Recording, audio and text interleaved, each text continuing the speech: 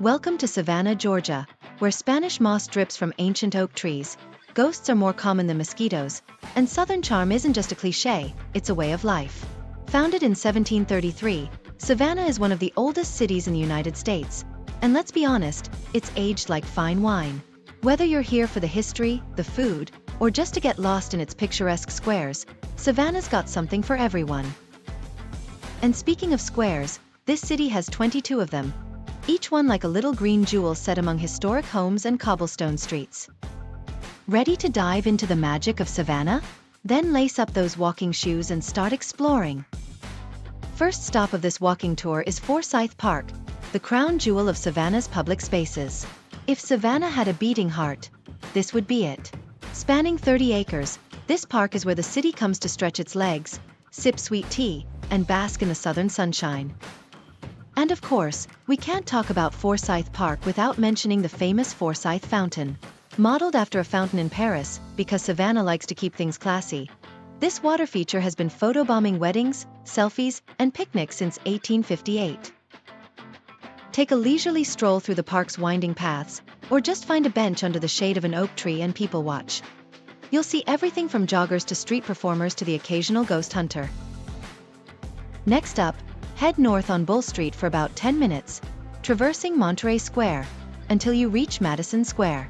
Keep an eye out for the stunning historic homes along the way like the Armstrong-Kessler Mansion and Mercer-Williams House. They're the architectural equivalent of eye candy. Here you are, on Madison Square, named after James Madison, the fourth President of the United States. But don't let the square's quaint charm fool you. This place has seen some action. Right in the center, you'll find the statue of Sergeant William Jasper, a Revolutionary War hero who, let's be honest, had more courage in his little finger than most of us have in our whole bodies.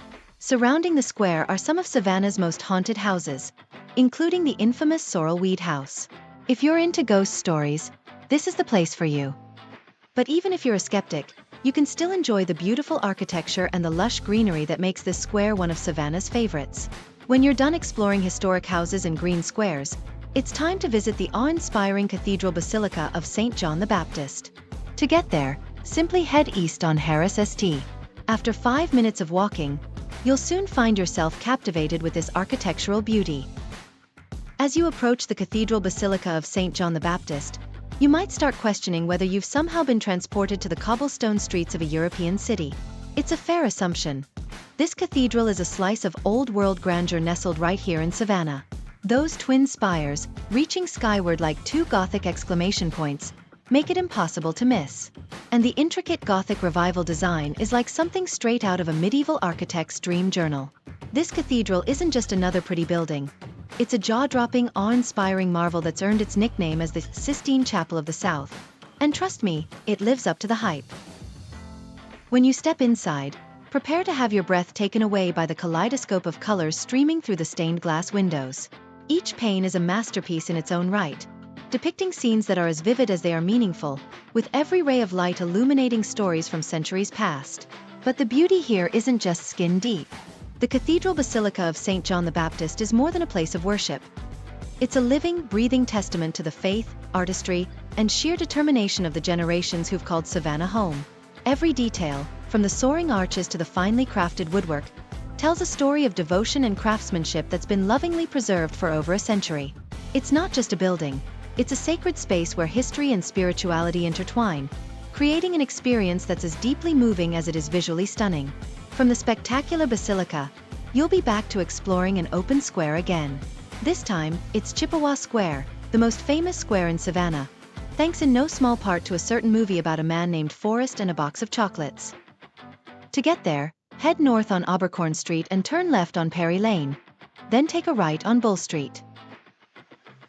As you stroll into Chippewa Square, you might catch yourself scanning the benches, half expecting to find Tom Hanks waiting there with a box of chocolates, ready to impart some folksy wisdom about life. Yes, this is the very spot where Forrest Gump delivered that iconic line, "Life is like a box of chocolates," and cemented Chippewa Square in movie history. But let's not get too starstruck, because Chippewa Square is far more than just a cinematic backdrop. Named in honor of the Battle of Chippewa, a crucial conflict during the War of 1812, this square is a tribute to the resilience and bravery that helped shape America's early history. At the heart of the square, you'll find a statue of James Oglethorpe, the fearless founder of Savannah, standing tall and looking every bit the dashing hero you'd expect from a man who established an entire colony. With his sword drawn and his gaze fixed in determination, Oglethorpe seems ready to defend Savannah all over again, though hopefully without the need for any actual dueling.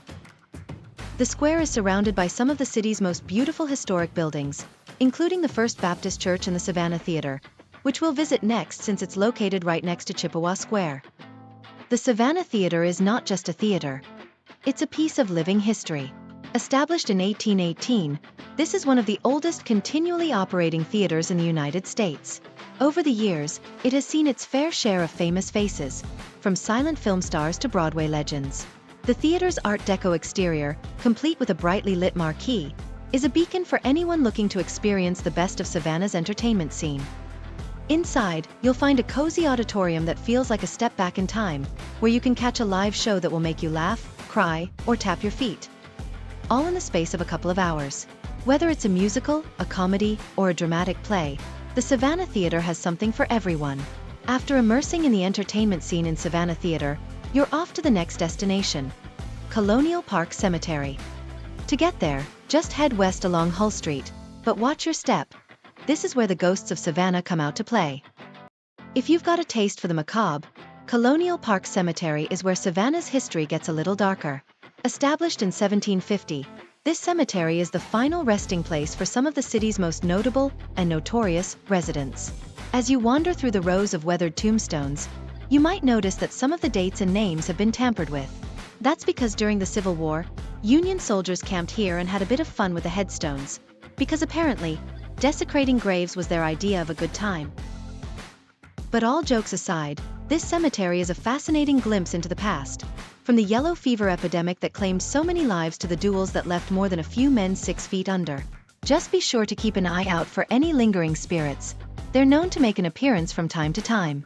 After the courtesy visit to the ghosts of Savannah, your next stop is the Owens-Thomas house and slave quarters, where history, architecture, and social justice intersect in a way that's both beautiful and thought-provoking. To get there, head north on Lincoln Street. Then take a left on East State Street. The Owens-Thomas house and slave quarters is one of the most important historic homes in Savannah, and not just because of its stunning Regency architecture. This house tells two very different stories. One of the wealthy Owens family who lived in opulence, and one of the enslaved people who toiled away in the shadows. The guided tour takes you through the lavish rooms of the main house, complete with period furnishings and intricate plasterwork. But the most poignant part of the visit is the slave quarters, where you'll learn about the harsh realities of life for those who were forced to live and work here. It's a sobering experience, but an essential one, reminding us of the complex and often painful history that shaped this city. After that eye-opening tour of the Owens-Thomas house and slave quarters, it's time to take a breather and reward yourself with sumptuous food at the last stop of this tour, the River Street. To get there, head west on State Street and then north on Abercorn Street. In about 8 minutes, you'll reach our final destination, River Street, where Savannah's past meets its vibrant present. There's no better place to end our walking tour than River Street, the bustling waterfront area that's the beating heart of Savannah's commerce and culture. Once the center of the city's cotton trade, River Street is now a lively stretch of shops, restaurants, and galleries, all housed in historic buildings that have been beautifully preserved. Take a leisurely stroll along the cobblestone streets, and you'll see everything from street performers to massive cargo ships gliding down the Savannah River. Grab a bite at one of the many seafood joints, pick up a souvenir at a local boutique, or simply sit on a bench and watch the world go by. Whether you're a history buff, a foodie, or just someone who loves a good view, River Street has something to offer. And that's a wrap on the walking tour of Savannah, Georgia. We've covered a lot of ground spanning from haunted squares to stunning cathedrals, with plenty of history, charm, and a touch of the supernatural along the way. Which city do you want us to cover next? Comment your answers below. Let's keep this adventure rolling, stay curious, and keep exploring all places walkable. To watch more contents like this, click like, subscribe, and press that notification button. See you on our next virtual walking tour.